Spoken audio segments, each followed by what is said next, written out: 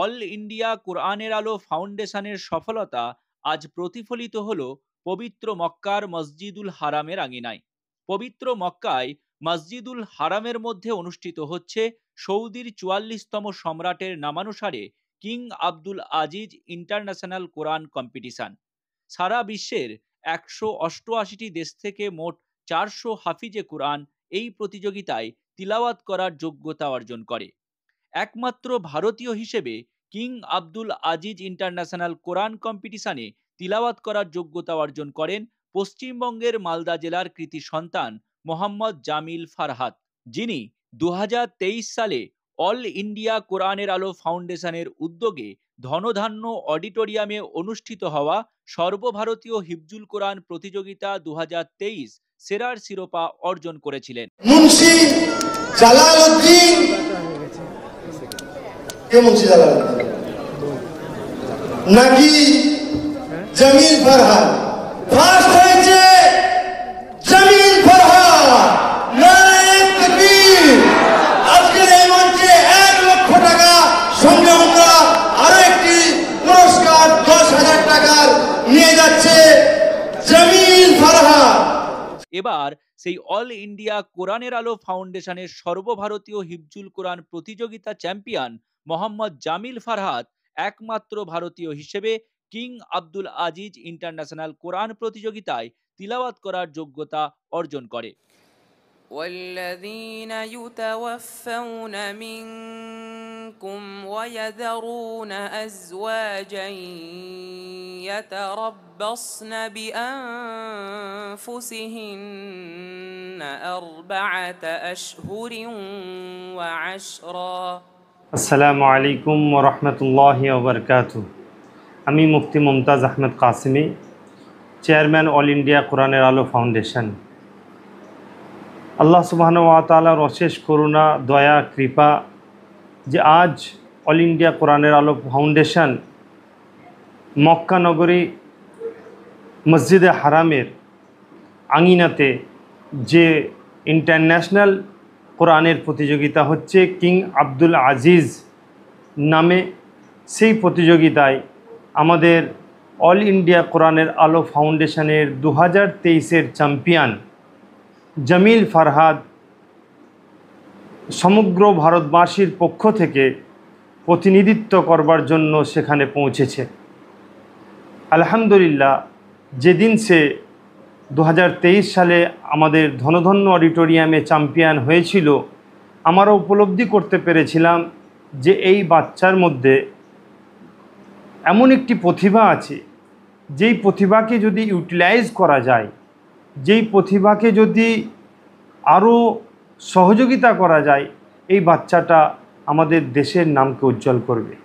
তাই আমরা কোরআনের আলো ফাউন্ডেশনের যে স্বপ্ন ছিল যে আমাদের গ্রামগঞ্জে যে সমস্ত ছোট্ট ছোট্ট কচি কচি কোরআনের পাখিরা লুকিয়ে আছে, তাদেরকে খুঁজে খুঁজে বার করে বিশ্ব আঙিনায় তাদেরকে উপস্থাপন করা, তাদেরকে আমাদের ভারতের প্রতিনিধিত্ব করবার জন্য ইন্টারন্যাশনাল যে সমস্ত কোরআনের প্রতিযোগিতা হয় সেখানে পৌঁছানো।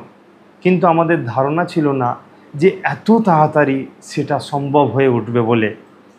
মাত্র ৩টি বৎসর অতিবাহিত না হতে হতেই আল্লাহ সুবহানাহু ওয়া তাআলার কোরআনের মাধ্যম দিয়ে আল্লাহ তাআলা যে মকবুলিয়াত অল ইন্ডিয়া কোরআনের আলো ফাউন্ডেশনকে দান করেছেন, যেটা আমি বর্ণনা করে শেষ করতে পারবো না।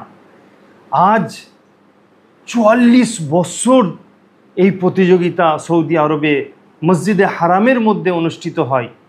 ৪৪ বৎসর এত বড় ভারতবর্ষ থেকে একটা প্রতিযোগী, একটা সন্তান, একটা ভারতের নাগরিককে আমরা সেই মঞ্চে পৌঁছাতে পারিনি।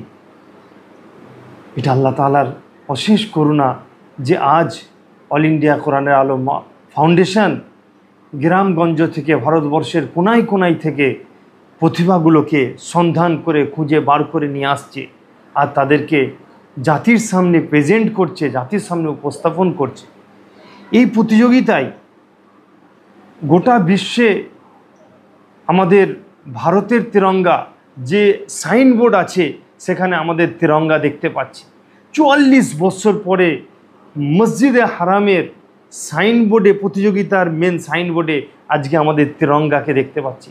আমাদের অন্তর গর্বে ভরে যাচ্ছে, আমাদের চোখ দিয়ে অশ্রু প্রবাহিত হচ্ছে যে আল্লাহ তাআলা কত রহিম ও করিম, কোরআনের মাধ্যম দিয়ে আল্লাহ তাআলা কত মর্যাদা দান করেন। আজ এই প্রতিযোগিতা মক্কার মধ্যে, মসজিদে হারামের মধ্যে যেটা হচ্ছে, সেখানে 180টা দেশ থেকে পার্টিসিপেন্ট এসেছে, প্রতিযোগী ভাইরা এসেছে, তাদের মধ্যে আমাদের জামিল ফারহাদও আছে। তাই আমি আপনাদের সকলের কাছে, দেশবাসীর কাছে আমি বিনম্রতার সাথে আমি আমার অন্তরের অন্তঃস্থল থেকে একটি আবেদন করব, যেই বাচ্চা এত মেহনত করে, এত পরিশ্রম করে, কত রাত জেগেছে, কত তাহাজ্জুদ পড়েছে, তার মা কত কেঁদেছে, তার বাবা কত কেঁদেছে, তবেই সেই বাচ্চাটা সেখানে পৌঁছাতে পেরেছে। আজ আমরা ভারতের নাগরিক, ভারতবাসী সকলের কাছে আমি আবেদন করব যে আপনারা একটু দোয়া করবেন তার জন্য, সে যেন পজিশন অর্জন করে আমাদের দেশের পতাকাকে উজ্জ্বল করে আমাদের দেশে ফিরতে পারে।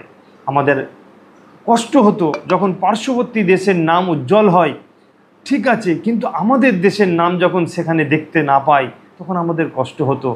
আমাদের দেশকে ভালোবাসি, আমাদের দেশের মহাব্বত আমাদের অন্তরের মধ্যে আছে। এই মহাব্বত আমাদের হাবিব মুহাম্মদ আরবি সাল্লাল্লাহু আলাইহি ওয়াসাল্লাম শিখিয়েছেন দেশকে ভালোবাসার মহাব্বত, তাই আমাদের এই কষ্ট হতো। তাই এই দেশের পতাকা যখন সৌদি আরবে মসজিদে হারামে উজ্জ্বল হচ্ছে, আমাদের গর্বে বুক ভরে যাচ্ছে। তাই আবার আপনাদের কাছে অনুরোধ করছি, আপনারা দোয়া করবেন। সেখানে রাউন্ড চলছে, আল্লাহ তাআলা যেন তাকে পরিপূর্ণ কামিয়াবি দান করেন।